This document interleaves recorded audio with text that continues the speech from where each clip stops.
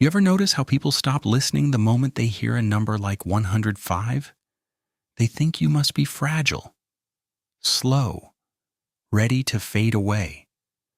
But here I am, 105 years old, still holding a tattoo machine with steady hands. My name is Walter Red Callahan. I've been tattooing people for more than 70 years. Sailors, bikers, soldiers, bartenders, teachers. You name it. I've probably put ink on someone just like them. And every time someone walks into my shop and realizes how old I am, they ask the same question. Red, how the hell are you still alive? I usually laugh. But the truth is I shouldn't be. My life didn't start with calm mornings and peaceful habits. It started with something much darker. When I was 32 years old, I lost my entire family in a car accident. My wife, Margaret, my little boy, Tommy, my daughter, Lucy. One rainy night on a highway outside Denver, a drunk driver crossed the center line. And just like that, everything I loved disappeared. People talk about grief like it's sadness. It's not, it's silence. The kind that follows you into every room. The kind that sits next to you when you try to sleep. For months after the accident, I wandered through life like a ghost. I quit my job, sold most of what I owned, drank too much whiskey, and picked fights in bars I barely remember. I even spent a few nights in county jail after a stupid bar fight in Tulsa. Back then, I didn't care if I lived to see the next morning. One night, somewhere outside Amarillo, I was sitting behind a roadside bar with a bottle in my hand when an old biker sat down next to me. He didn't ask questions, just looked at me for a while. Then he said something simple. Kid, if you're going to destroy yourself, at least do it building something. At the time, I thought he was crazy, but that old biker turned out to be a tattoo artist. His name was Frankie Delgado. And the next morning he put a tattoo machine in my hand. That machine saved my life. Tattooing gave me something I didn't have anymore. Purpose. People came in with stories, military memories, lost lovers, second chances. I listened to all of it while I worked. And slowly, the noise inside my head started getting quieter. Years passed. The shop became my home. But something else happened too. One winter morning I found a skinny stray dog sleeping behind the shop door. Then another showed up a week later. Then another. Before long I had 3 dogs living with me in that little studio. Those dogs became my family.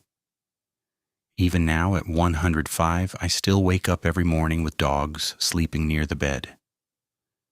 They remind me that life keeps moving forward, even when the past tries to hold you back.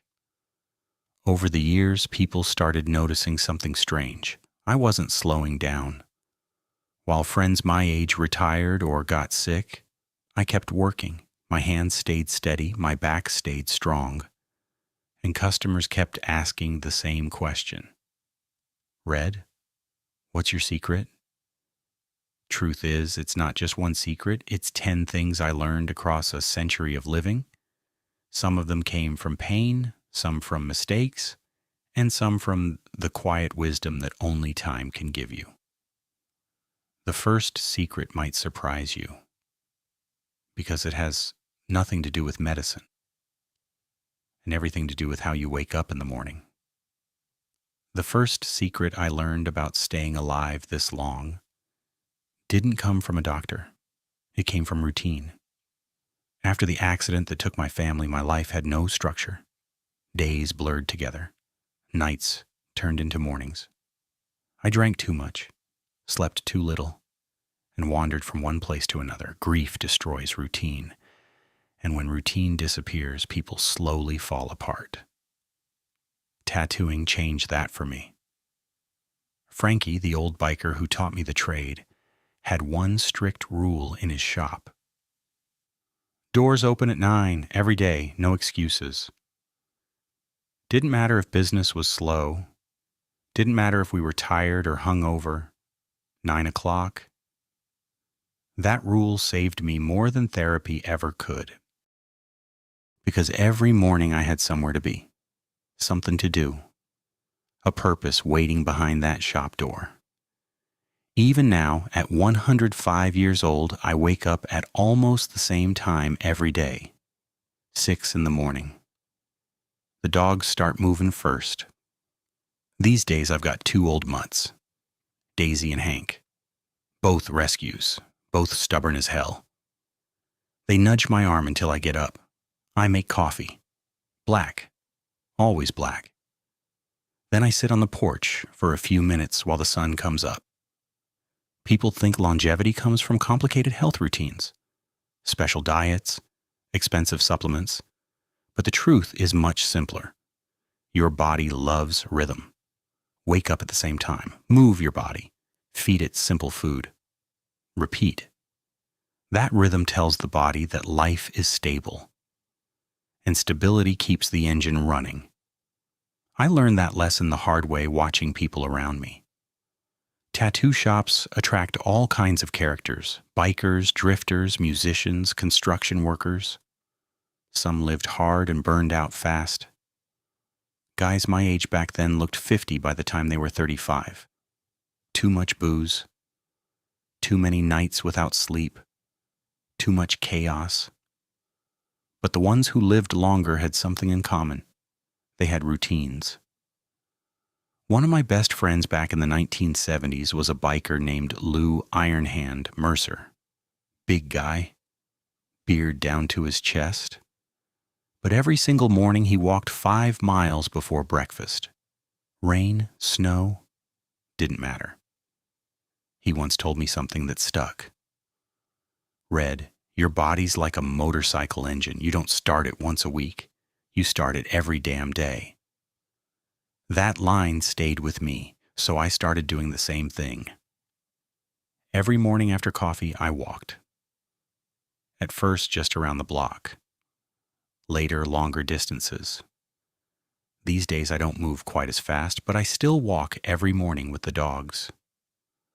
Movement is the oil that keeps the body from rusting. That's secret number 1. If you want to live a long time, create a daily rhythm and protect it like your life depends on it. Because honestly, it probably does.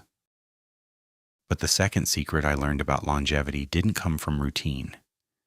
It came from something I never expected to find again after losing my family: companionship. And strangely enough, it came from dogs sleeping on the floor of a tattoo shop. The second secret I learned about living a long life came from something I never expected after losing my family: dogs. Not medicine, not vitamins, dogs. After that accident, when everything in my life collapsed, I spent most nights in the tattoo shop. I had a small mattress in the back room and a rusty fan that barely worked in the summer. One cold night, I heard scratching at the door. When I opened it, a skinny brown mutt walked in like he already owned the place. No collar, ribs showing, one ear torn up like he'd lost a few fights. I tried to shoo him away, but he just looked at me and sat down. So I gave him a piece of leftover sandwich. He never left. I named him Rusty. Rusty started following me everywhere. Sat beside me while I worked. Slept next to the tattoo chair during long sessions. When customers came in, he'd wag his tail like he was the receptionist, and something strange happened. For the first time in years, I stopped feeling completely alone. Dogs don't care about your past. They don't ask questions about what you've lost or what mistakes you've made. They just show up every day. And that kind of loyalty does something powerful to a human being. Before Rusty, I used to sleep maybe 3 hours a night. After Rusty, I slept better, because every morning he woke me up to go outside, which meant I had to move, walk, breathe fresh air. Sunlight hit my face instead of the neon lights in the shop. Without realizing it, that dog forced me back into life. Years later, more dogs appeared. Strays, mostly. I never went looking for them. They just found me. A black shepherd mix showed up one winter. Then a little white terrier someone abandoned near the highway. Before long, the tattoo shop had 3 dogs living in it. Customers loved it. Some came in just to pet the dogs before getting tattooed. But the real truth is those animals did more for my health than anything else in my life. Dogs give you 3 things people often forget as they get older: movement, routine, and emotional connection. All 3 of those things keep the human body alive longer than most people realize. I've seen guys retire, move into quiet apartments, and slowly fade away within a few years. No purpose, no routine, no one waiting for them in the morning. But when you've got a dog, you've got responsibility. And responsibility gives people a reason to keep going. Even now, at 105, Daisy and Hank still sleep near my bed. Every morning they push their noses against my arm until I get up. They don't care how old I am. They just know it's time for a walk. And that's secret number 2 to staying alive this long. Don't live alone inside your own head. Find companionship. If not people, then animals. Because something needs to be waiting for you when you wake up. Something that reminds you that your presence still matters. But the 3rd secret I learned about longevity came from something unexpected inside the tattoo world. It came from listening to thousands of people tell me their life stories, while I held a buzzing tattoo machine in my hand. The 3rd secret I learned about staying alive this long came from something most people wouldn't expect: listening. When you're a tattoo artist, you spend hours sitting inches away from another human being. The machine is buzzing, your hands are steady, and people start talking. And I mean really talking. Not the polite small talk people make at the grocery store. I'm talking about the real stuff. Regrets, mistakes, broken marriages, war stories, dreams they never chased. Over 70 years behind a tattoo chair, I must have heard thousands of life stories. And after a while, I began noticing a pattern. The people who aged well were not the ones with perfect lives. They were the ones who let things go. I once tattooed a man in the late 1960s who had just returned from Vietnam. Big guy, probably 30 years old, but his eyes looked 50. He asked for a small tattoo on his forearm, just a date and a name. While I worked, he told me about a friend he lost during the war. Halfway through the tattoo, he said something that stuck with me for the rest of my life. He said, "Red, carrying anger is like carrying a bag of bricks. Eventually it breaks your back." That man came back to the shop years later, still alive, still standing straight. And he looked lighter somehow. Meanwhile, I watched other men from the same generation destroy themselves with bitterness. They replayed the past over and over. Every betrayal, every mistake, every unfair thing life had done to them. Their bodies aged fast. You could see it in their posture, their breathing, their eyes. Holding on to anger does something strange to the human body. It keeps you locked in a permanent state of tension. Your heart works harder. Your sleep gets worse. Your mind never rests. Eventually, the body pays the price. Now, don't get me wrong. I'm not some saint after my family died. I carried enough anger to fill an ocean. For years, I hated the man who caused that accident. But one night, maybe 15 years after it happened, I realized something. My anger wasn't hurting him. It was hurting me. He was already gone. But I was still carrying those bricks. So one day I made a decision. I set them down, didn't forget, but I stopped carrying them. And slowly, life became lighter. That's secret number 3 to living a long time. Don't carry every pain forever. The past already happened. Your body doesn't need to relive it every day. I've tattooed bikers, soldiers, musicians, and businessmen. The ones who reached old age with strength had something in common. They forgave life for not being perfect, and they kept moving forward. But the 4th secret I learned about longevity came from something very unexpected inside my tattoo shop. It came from the simple act of working with my hands every single day. The 4th secret I learned about staying alive this long came from something simple: working with my hands. People think aging starts in the body. It doesn't. It starts in the moment you stop doing things. When I first learned tattooing from Frankie Delgado, my hands were clumsy. The tattoo machine buzzed like an angry hornet, and my lines looked like a drunk snake trying to cross the road. Frankie would smack the back of my head and say, "Steady, Red. The skin remembers every mistake." Tattooing is not just drawing, it's focus.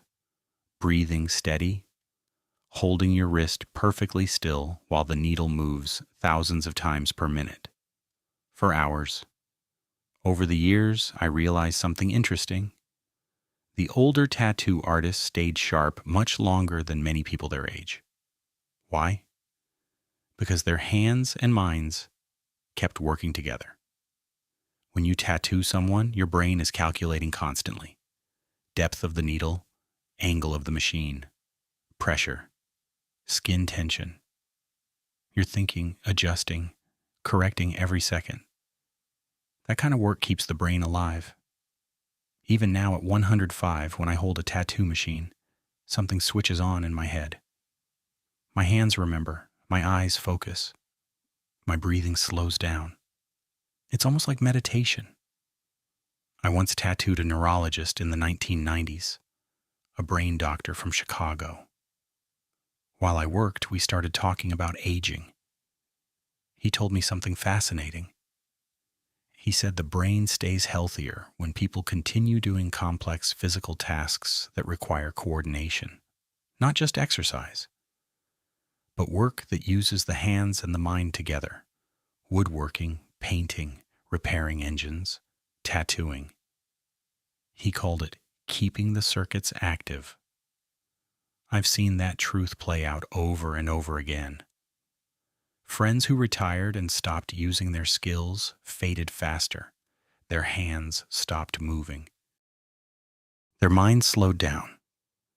But the ones who kept building things, fixing things, creating things, they stayed sharp. In my shop, tattooing kept my brain awake. Every design was a puzzle. Every piece of skin was different. No 2 tattoos are the same. Even today, customers are shocked when they see me working. They stare at my hands and say, "How are they still that steady?" The truth is simple. I never stopped using them. Your body forgets what you stop practicing. That's secret number 4. Keep your hands busy. Build things, draw, cook, fix things around the house, write, anything that forces your brain and body to work together. Because when the hands stop moving, the mind often follows. But the 5th secret that helped me reach 105 had nothing to do with work. It came from something much quieter, something I discovered late at night. Sitting alone in the tattoo shop with 3 dogs asleep on the floor. It was the power of silence. The 5th secret I learned about living a long life came from something I discovered during the quietest hours of my life. Silence. Tattoo shops can be loud places during the day. Machines buzzing, music playing, people talking, laughing, sometimes yelling when the needle hits a sensitive spot. But late at night, after the last customer left and the neon sign outside the window dimmed, the shop became completely quiet. Just me. And the dogs breathing softly on the floor. Those hours taught me something important. The human body needs stillness as much as it needs activity. When I was younger, after losing my family, I tried to drown the silence with noise. Music, alcohol, crowded bars, anything that kept me from hearing my own thoughts. But eventually I realized that running from silence only makes the mind louder. So I started doing something simple every night. I turned off the radio, sat in the chair, and just listened to the quiet. At first it felt uncomfortable. Memories showed up.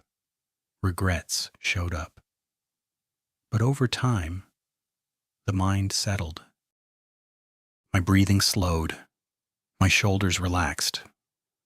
The tension I carried for years slowly faded. Without realizing it, I had created a kind of daily meditation, long before people started calling it that. These quiet moments helped my nervous system reset after long days of work. Stress drains the body faster than almost anything else. When the mind is constantly racing, the body stays in a state of alert, heart beating faster, muscles tense, sleep becoming shallow. That kind of stress ages people quickly, but silence gives the body a chance to recover. I've watched many younger tattoo artists burn themselves out chasing constant excitement. Loud parties, long nights, no rest. They think energy comes from stimulation, but real strength often comes from calm. Even now, at 105, I still keep the same habit. After closing the shop, I sit for a while with Daisy and Hank beside me. No television, no phone, just quiet. Some nights I watch the streetlights flicker outside. Other nights, I just listen to the dogs breathing. It reminds me that life doesn't have to be rushed every second. That's secret number 5 to staying alive this long. Give your mind a place to rest. Silence is not empty. It's where the body repairs itself. But the 6th secret I learned about longevity didn't come from quiet moments. It came from something that might surprise people when they hear it from a 105-year-old man. It came from learning how to laugh again, even after losing everything. The 6th secret I learned about living a long life might sound strange, coming from an old man who has seen so much loss. But it's simple. Learn to laugh again. For many years after the accident that took my wife and children, laughter felt impossible. I carried grief like a heavy coat that never came off. Even when something funny happened, I kept my face serious. Part of me believed that if I laughed, I was somehow betraying the people I had lost. Grief can trick you like that. It makes you think joy is something you no longer deserve. But life has a funny way of sneaking laughter back in. One afternoon in the early 1970s, a young biker walked into my tattoo shop asking for a skull tattoo on his shoulder. Big, tough-looking guy, leather jacket, beard, the whole thing. He sat down in the chair, acting fearless.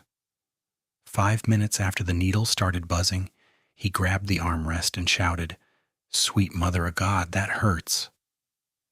The dog started barking. I couldn't help it. For the first time in years, I laughed. Not a polite chuckle, a real laugh, the kind that shakes your chest and makes your eyes water, and something inside me loosened that day. Laughter does something powerful to the human body. Your breathing deepens, your muscles relax, your heart rate changes. Stress melts away for a moment. Over the decades in my tattoo shop, laughter became part of the atmosphere. People tell stories while getting tattooed. Friends tease each other. Someone always says something ridiculous. halfway through a painful session. Those moments matter more than people realize. I've seen tough bikers laugh like children. I've seen nervous first-time customers burst out laughing from pure relief when a tattoo was finished. And every time laughter filled the room, the whole place felt lighter. Even now, at 105 years old, I laugh almost every day, usually because of the dogs. Hank once stole a customer's sandwich right off the counter and ran around the shop like he'd just robbed a bank. Another time, Daisy fell asleep during a tattoo session and started snoring so loudly, the customer thought the machine had broken. You learn quickly that life becomes much easier when you stop taking everything so seriously. That's secret number 6. Find reasons to laugh, even small ones, because laughter reminds the body that life is still worth enjoying. And when the body feels joy, it holds on a little longer. But the 7th secret that helped me reach 105 came from something much harder to learn. It came from understanding that strength is not about pretending you're tough. It's about allowing yourself to heal. The 7th secret I learned about living a long life took me many years to understand.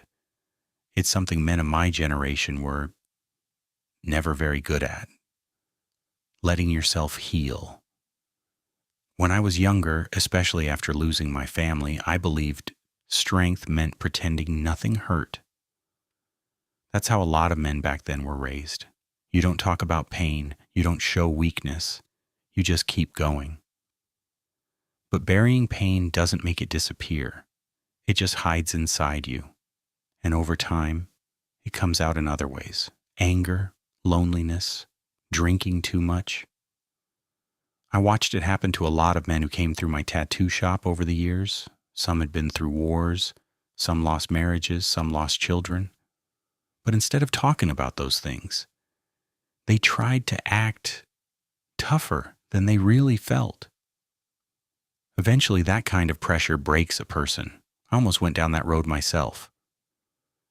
There were years when I barely spoke about my family at all. Their photos stayed in a small box in the back of the shop. Too painful to look at. But one evening, a young woman came into the shop asking for a tattoo. She wanted a small name on her wrist, her son's name. He had passed away from illness. While I worked, she told me stories about him, what he liked, how he laughed, the little things mothers remember. Halfway through the tattoo, she started crying, not loudly, just quiet tears rolling down her face. She apologized and said, "I'm sorry, I thought I was stronger than this." I remember stopping the machine for a moment and telling her something I had finally begun to understand. I said, "Being strong doesn't mean you never cry." That conversation stayed with me. That night after closing the shop, I opened that old box and looked at the photos of my wife and children for the first time in years. And I cried. Not out of anger, not out of despair, just grief, finally letting itself breathe. After that night, something inside me felt lighter. Healing doesn't mean forgetting.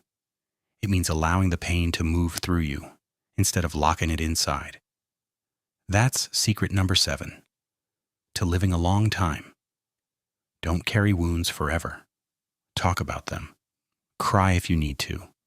Let them heal. Because the human body isn't built to hold that much weight forever. But the 8th secret that helped me reach 105 came from something much simpler. Something most people forget once they become adults. It came from the power of staying curious about life. The 8th secret I learned about living a long life is something people slowly lose as they grow older. Curiosity. When people are young, curiosity comes naturally. Children ask questions about everything. Why the sky is blue, how engines work, what makes birds fly.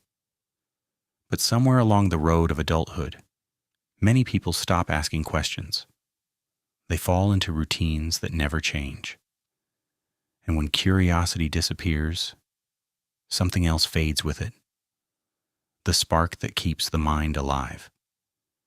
Tattooing forced me to stay curious for decades. Every customer who walked through the shop door brought a new idea. New designs, new stories, new symbols. A sailor might want an anchor with ropes twisted in a special way. A soldier might want a memorial tattoo that required careful lettering. A young artist might bring a drawing that pushed me to learn a new technique. Even in my 80s and 90s, I was still learning new styles. Fine line tattoos, geometric patterns, black work designs younger artists started experimenting with. I never told myself I was too old to learn something new. In fact, learning new things probably kept my brain sharper than anything else. I remember a young tattoo artist visiting my shop about 15 years ago. He looked at me working and shook his head. "Red," he said, "most guys your age can barely hold a pen." Then he showed me a completely new style of tattoo, shading I had never seen before. Instead of saying, "I'm too old for that," I asked him to teach me, and he did. That moment reminded me of something important. Your brain stays young when it keeps adapting, when it keeps exploring, when it keeps asking questions. Curiosity keeps the mind flexible, and when the mind stays flexible, the body often follows. I've met plenty of older people who acted ancient long before their time. Not because their bodies failed them, but because their minds stopped being interested in the world. They stopped learning, stopped exploring, stopped trying new things. Life became smaller and smaller. But I never let that happen. Even now, at 105, I still look at new tattoo designs online. Young artists sometimes come to visit the shop just to meet the old guy still tattooing. And half the time, I end up asking them more questions than they ask me. What machines they use, what inks they like, what techniques they're experimenting with. Curiosity keeps the mind moving forward instead of looking backward. That's secret number 8. Stay interested in life. Learn something new. Talk to younger people. Let the world surprise you. Because the moment you believe you've already seen everything, life starts to shrink. But the 9th secret that helped me reach 105 came from something even simpler than curiosity. It came from understanding that the body was built for one thing many people forget to do: move. The 9th secret that helped me live this long is something the body was designed to do every single day: move. Not extreme workouts, not fancy gym routines, just movement. I started noticing something about people as the decades passed in my tattoo shop. The ones who stayed active into their 70s and 80s didn't necessarily go to gyms or follow complicated fitness plans. They simply kept moving throughout their lives. Construction workers who never stopped building things. Mechanics who spent their days fixing engines. Farmers who worked the land well into old age. Their bodies stayed strong because movement was part of their daily life. Meanwhile, I saw others who spent years sitting behind desks or couches with very little activity. Their bodies stiffened faster. Their balance weakened. Their energy dropped. The human body is like an old truck engine. If it sits in a garage for too long, parts begin to rust. But if you start it up and drive it regularly, it keeps running. Tattooing itself kept me moving for decades, standing, leaning forward, adjusting posture, stretching my shoulders and hands between sessions. But the biggest source of movement in my life came from the dogs. Dogs don't understand the idea of taking a day off. They need walks, every day. Rain, snow, hot summer mornings. So every morning I walked, some days just around the block, other days longer routes through the neighborhood. As I got older, the walks became slower, but they never stopped. Even now, at 105, I still take Daisy and Hank outside every morning. Maybe not 5 miles like my biker friend Lou used to walk, but enough to wake up the body, enough to remind the muscles they still have work to do. Movement keeps the joints lubricated, keeps circulation flowing, keeps the heart strong, and maybe most importantly, it keeps the mind connected to the body. When people stop moving completely, the body begins shutting systems down one by one. Balance weakens, muscles shrink, energy disappears. But when movement stays part of daily life, the body keeps repairing itself. That's secret number 9. Don't stop moving. You don't need to run marathons. Just walk, stretch. Use your body every day. Because motion tells the body it's still needed, and the body responds by sticking around longer. But the 10th and final secret I learned after more than a century of living might be the most important one of all. It's the reason I'm still here. Still tattooing. Still waking up with dogs beside the bed. It's something simple, but powerful. It's called having a reason to wake up tomorrow. The 10th secret, the one that carried me all the way to 105 years old, is the simplest one. Have a reason to wake up tomorrow. I've watched many people grow old over the decades. Some of them were healthier than me when they were younger, stronger, faster, smarter. But something strange happened when they retired. They stopped having somewhere to be, no schedule, no responsibility, no one waiting for them. And slowly, their world became smaller. They slept longer, moved less, talked less, and within a few years, their bodies followed the same path. But I never stopped having a reason to wake up. For most of my life, that reason was the tattoo shop, customers coming through the door, stories waiting to be told, new designs waiting to be drawn. Then there were the dogs. Dogs don't care about your age. They don't care about your past mistakes. They only care that you're there, that you feed them, walk them, sit beside them, and that simple responsibility keeps a person connected to life. Even now, my mornings still follow the same rhythm. The dogs wake me up. Coffee on the porch. A slow walk around the block. Then I open the tattoo shop. These days I don't work long hours. Maybe 1 or 2 tattoos a week. Mostly small ones. Memorial tattoos. First tattoos. Sometimes young tattoo artists visit just to meet the old guy who's still working. They look at me like I'm some kind of museum piece. But when they see my hands holding the machine steady, their eyes widen. One young artist asked me last year, "Red, when are you finally going to retire?" I laughed. Retire from what? From the thing that gave my life meaning? From the work that pulled me out of the darkest time of my life? Tattooing didn't just give me a career, it gave me a future. After losing my family, I thought my story had ended, but life had other plans. I built something new, a small tattoo shop, a strange little family of rescued dogs, thousands of stories shared between buzzing tattoo machines and long conversations. And now, at 105, when people ask how I lived this long, I tell them the truth. It wasn't just diet, it wasn't perfect health. It was 10 simple things life taught me along the way. Wake up with a routine. Keep companionship close. Let go of anger. Work with your hands. Find quiet moments.